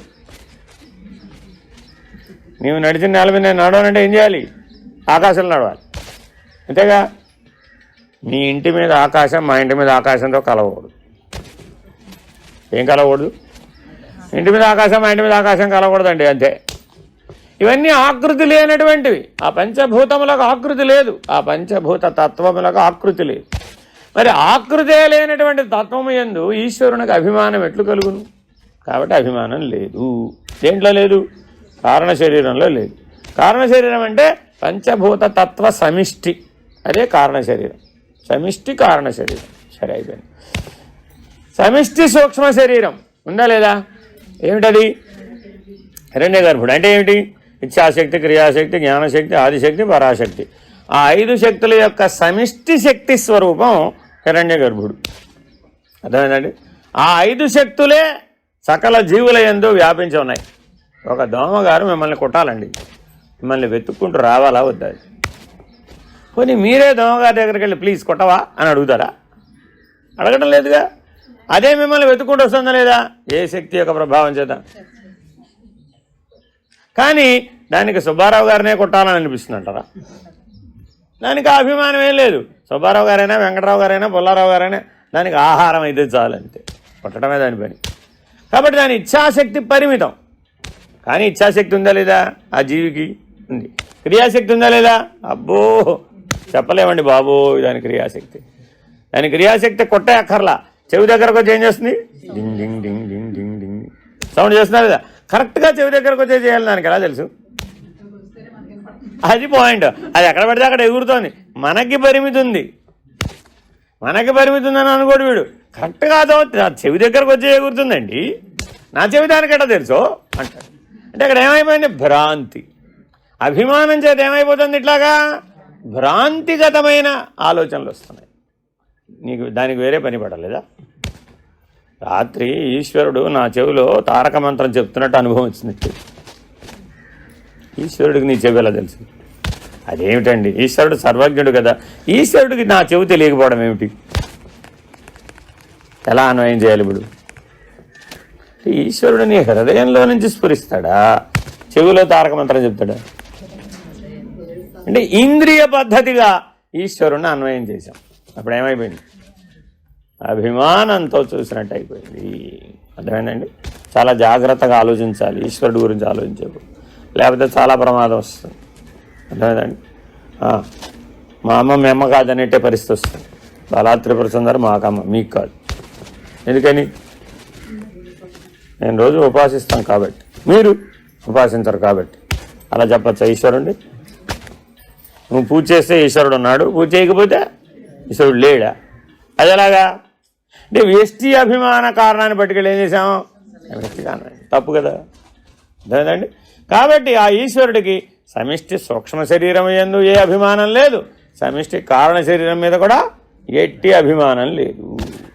పోని సమిష్టి స్థూల శరీరం మీదైనా ఆయన కనీసం అభిమానం ఉండాలా వద్దా? ఉండాలా వద్దా? సమిష్టి స్థూల శరీరం అంటే ఒక ఆకారం ఉండాలి కదా, దానికి స్థూల శరీరం అంటే ఆకారం ఉండాలా వద్దా? ఇంతకీ అదేమిటది? పేడ పురుగు ఈశ్వరుడైనా కాదు. పేడ పురుగు ఈశ్వరుడు ఎలా అవుతుంది? ఉన్నదంతా పరమాత్మే కదా స్వామి. అదొక్కటి, అది కూడా జీవి ఉన్నది. ప్రపంచంలో ఉన్నదంతా భగవంతుడు అయినప్పుడు అది కూడా ఈశ్వరుడు. అయితే ఇప్పుడు పేడ పురుగు శరీరంలో ఈశ్వరుడు ఉన్నాడు అంటావు. ఎలాగా? ఉన్న చైతన్యం అంతా ఎలాగా? అది కదులుతోంది కదా. ఎలాగా? సర్వవ్యాపకమైన ఎలాగా? ఆ అభిమానం లేకుండా. ఇందాకనేది దాని మీదే కదా పాఠం చెబుతోంది. ఎలా ఉన్నాడు? అభిమానం లేకుండా. అర్థమైందండి? అయితే పొద్దున్నే బయటికి వెళ్ళి పేడతో సహా పేడ పురుగుని తెచ్చి పంచామృత అభిషేకం చెయ్యి. ఏమన్నావు అప్పుడు? What is this non sense? ఏం చెప్తున్నావు? నాకు అర్థం కాదు.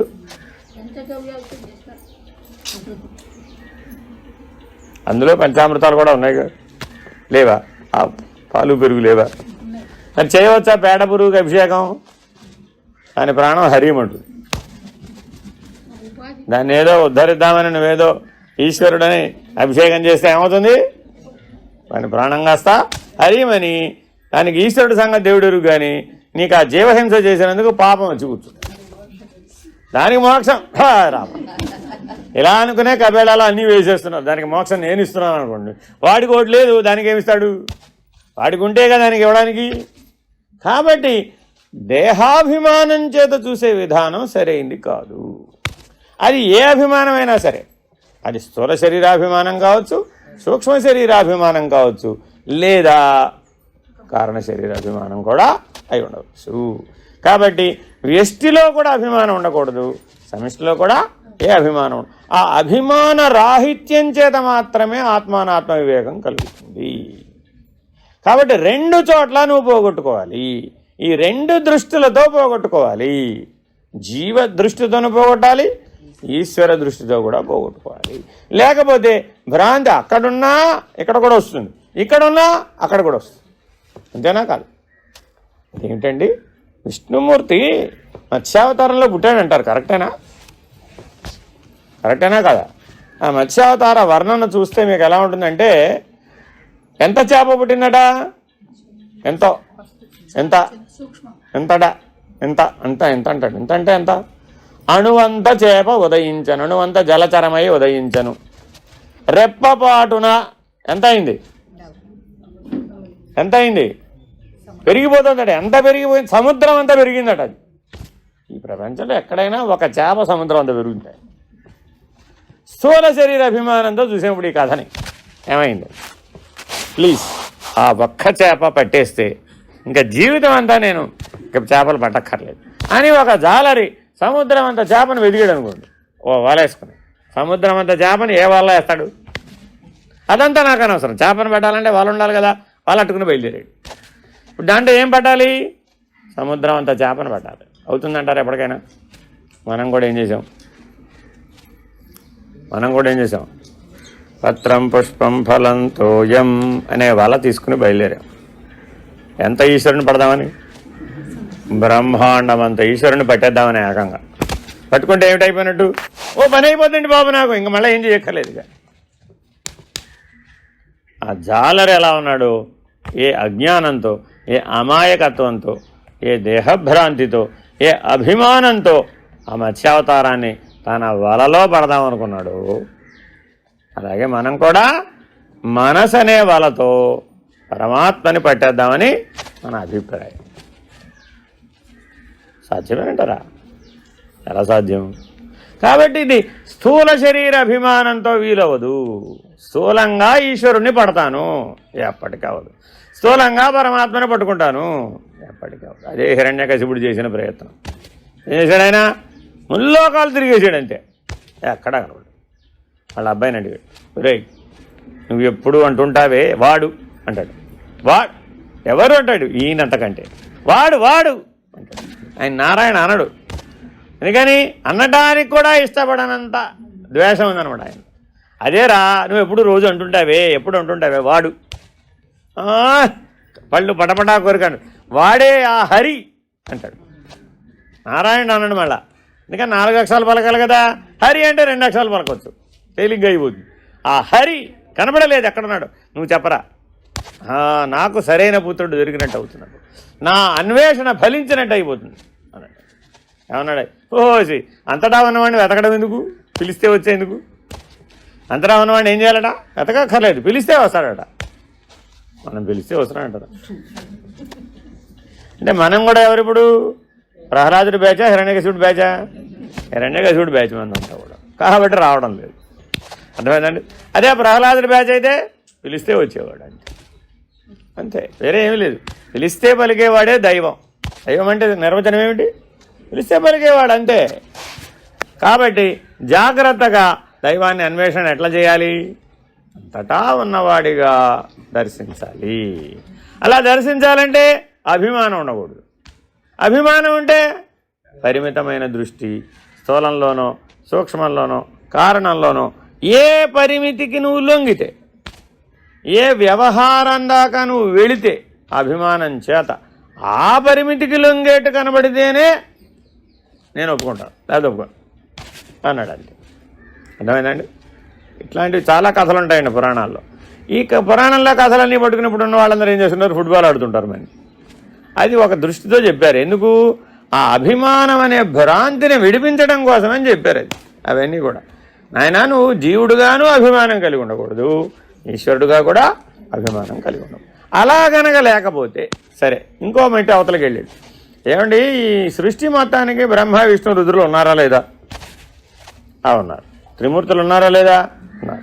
ఉండబట్టేగా ఆ 84 లక్షల జీవరాశుల యొక్క సృష్టి, వాటి యొక్క పోషణ, వాటి యొక్క లయం జరుగుతోంది. లేకపోతే అవన్నీ నువ్వే చేస్తున్నావంటావా? భూమి మీద ఉన్న ఎలుకలన్నింటినీ నేనే పుట్టిస్తున్నాను అని ఏ మనిషి అయినా క్లెయిమ్ చేయగలడా? పుట్టించక ఎలుకల్ని పుట్టించాలా? నేను ఏనుగులు పుట్టిస్తాను. ఎలుకలు ఎన్నున్నాయో నేను ఏనుగులన్నీ పుట్టిస్తాను, నేనే బ్రహ్మనే ఇదే అనుకున్నాడండి మానవుడు. ఏమైపోతుంది? నేనంటే ఎలుకలను పుట్టించనండి, నేను ఏదైనా ఘనంగానే చేస్తాను, ఆయనకంటే నేను గొప్ప అనిపించుకోవాలంటే ఎలుకలు ఎన్ని ఉన్నాయో అన్నీ ఏనుగులు అయిపోవుగాక ఏమైపోతున్నప్పుడు? అప్పుడే అసమతౌల్యానికి గురైపోలా. కాబట్టి మానవుడికి అసంభావన, విపరీత భావన కలుగుతుంది. అర్థమైందండి? అందుకని మనకు ఆ స్థానాలు ఇవ్వరు. ఆ బ్రహ్మ విష్ణు రుద్ర స్థానాలు మనకి ఎందుకు ఇవ్వరు? ఇలాగే ఆలోచిస్తాం కాబట్టి చాలా జాగ్రత్తగా సర్వసమత్వ దృష్టితో ఉంటారు వాళ్ళు. అందుకే ఆ త్రిమూర్తులకి ఏ విషమ దృష్టి ఉండదండి. నువ్వు బాగా పూజ చేసావని నేను ఎక్కువగా చూడడం, వాడెవడో పూజ చేయలేదు కానీ వాడిని తక్కువగా చూడడం, ఇత్యాదులు గొడవలు వాళ్ళకేం ఉండవు. వాళ్ళు సర్వసమత్వ దృష్టి కలిగిన వారు, గుణత్రయాన్ని వాళ్ళ స్వాధీనం చేసుకున్నటువంటి వాళ్ళు. గుణత్రయాలతో ఈ సమిష్టి స్థూల సూక్ష్మ కారణాలను తిప్పుతున్నవాళ్ళు. వాళ్ళ పని ఏమిటి? సమిష్టి స్థూల సూక్ష్మ కారణాలను పరిణమింపజేస్తున్నారు వాళ్ళు. అంతవరకే వాళ్ళ పని. సరే, అలా చేసినంత మాత్రాన దుష్ట నిగ్రహము శిష్ట పరిపాలన జరుగుతుంటారు. సర్వజన సామాన్యంగా వాళ్ళు 3 గుణాలని ఉపయోగించుకుని సర్వసమిష్టిని తిప్పినంత మాత్రాన దుష్ట శిక్షణ శిష్ట రక్షణ జరుగుతుందే? అలా ఆయన దుష్ట నిగ్రహము శిష్ట పరిపాలన. దైవం యొక్క లక్షణం, ఈశ్వరుడు యొక్క లక్షణం ఏంటి? దుష్ట నిగ్రహం శిష్ట పరిపాలన. జరగాల వద్దా? జరగాలి. జరగాలంటే ఏం చేయాలి? రామకృష్ణాది అవతారములుగా ఆ ఈశ్వరుడే ఒక ఉపాధి ద్వారా వ్యక్తమయ్యాడు. అంటే ఈశ్వరుడు అవ్యక్తం, అవ్యక్తమైన ఈశ్వరుడు సమిష్టి స్థూల శరీరంలో ఒక స్థూల శరీరాన్ని పనిముట్టుగా ఎంపిక చేసుకొని సమిష్టి సూక్ష్మ శక్తితో సమిష్టి కారణంతో వ్యవహరిస్తూ సమిష్టి మహాకారణ స్థితిలో ఉండి దుష్ట నిగ్రహము శిష్ట పరిపాలన చేయడానికి మన కళ్ళ ముందుకు వచ్చాడు. వాటినే అవతారాలు అంటున్నాం. అర్థమైందండి? మరి మనము ఒక ఆయన అన్నారు, మీరు కూడా అవతారాలేనండి అని. ఎలాగా? గుర్తుంటే అంతే కదా. నీలోని దివ్యత్వం నీకు గుర్తుందనుకోండి, అప్పుడు నువ్వెవరు? అవతారుడువే. నీలోని జ్ఞానం ఆత్మ పరమాత్మ యొక్క జ్ఞానం నీకు గుర్తుందనుకోండి, దాంతోనే నువ్వు నీ జీవితం అంతా వ్యవహరించావనుకోండి, నువ్వు ఎవరివి? అవతారుడివే. ఉపాధ్యానం మారిందా? మారలేదు. పనిముట్టు అదే, కానీ వ్యవహరించే తీరు మారింది. అభిమాన సంగతమై వ్యవహరిస్తే జీవుడయ్యాడు, అభిమాన రాహిత్యం చేత వ్యవహరిస్తే ఈశ్వరుడయ్యాడు. లోక కళ్యాణ నిమిత్తమై దిగి వస్తే, ముక్త జీవి అయి దిగి వస్తే ఈశ్వరుడయ్యాడు. లోక సంగ్రహంతో అభిమానం పొంది భోగిగా పుడితే బద్ధజీవి అయ్యాడు. కాబట్టి చాలా జాగ్రత్తగా ఈ జీవేశ్వర నిర్ణయాన్ని ఆత్మ అనే దృష్టితో నిర్ణయం తెలుసుకోవాలి. ఇప్పుడు జీవుడు ఆత్మ, ఈశ్వరుడు ఆత్మ, రెండూ ఆత్మ యందు అంశీభూతము. ఆత్మ అనేది సూపర్ సెట్. అదేంటంటే ఆత్మ అనేది ఈ రెండింటికి అవతల ఉన్నది. దానిలోని అంశీభూతములే ఈశ్వరుడుగాను జీవుడుగాను వ్యక్తమవుతున్నాయి. ఈ రెండు ఆత్మ దృష్టితో చూస్తే వ్యక్తమే. ఆత్మ అవ్యక్తం, అవ్యక్తానికి సాక్షి. ఎందుకని? జీవుడు స్థూలమంతా వ్యక్తమంటే ఈ స్థూలానికి సంబంధించిన సమిష్టి స్థూలానికి సంబంధించిన సమిష్టి కారణం అవ్యక్తం. ఆ సమిష్టి కారణ అభిమాని ఈశ్వరుడు. కానీ ఏ అభిమానం లేకుండా ఉన్నాడు? నీలాగా లేదు, ఆయనకి జీవుడిలాగా లేదు. కానీ ఎలా ఉంది? సర్వసమతా దృష్టితో ఉంది, విషమ దృష్టితో లేదు. ఆయనకు కూడా అభిమానం ఉందని చెప్పడానికి వీల్లేదు, కానీ ఆయన పని ఆయన చెయ్యాలి. అర్థమైందండి? మీకు మీ సంసారం యందు అభిమానం ఉండాలా అక్కర్లేదా? ఉండాలా అక్కర్లేదా? లేకుండా సంసారంలో వ్యవహరిస్తే ఈశ్వరుడివే. మీ ప్రపంచం ఎడల మీకు అభిమానం ఉండాలా వద్దా? అక్కర్లేదా? మీరు వెళ్ళేటప్పటికి ఏం చేశారంటే మీ చీరలన్నీ అమ్మి పడేసారు, గొడవ వదిలిపోతుంది. ఈవిడకు నానా గోళ 400 చీరలు మెయింటైన్ చేస్తుంది, నాకు అర్థం కాదు ఎట్లాగా ఆవిడన్నప్పుడు మరి ముట్టుకొనివ్వదు.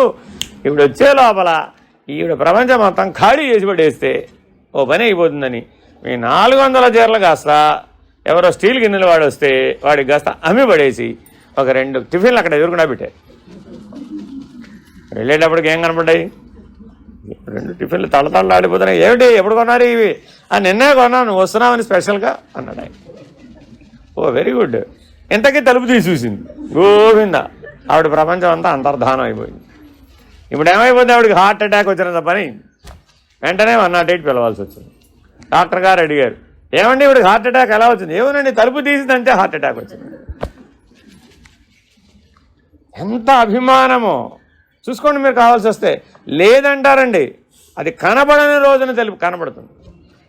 కనబడుతున్నంతసేపు మీకు అసలు అభిమానం ఉందని మీకు తెలియనే తెలియదు. అది కనబడని క్షణం వస్తుందండి, అంతర్హితం అయిపోతుంది. అది ఆనాడు నిన్ను విపరీతంగా బాధ పెడుతుంది. ఎందువలన? అభిమానం చేత. కాబట్టి అంతరాంతరాలలో బలంగా నిన్ను పట్టుకుని ఉంటుంది, అసలు ఎగరనివ్వదు.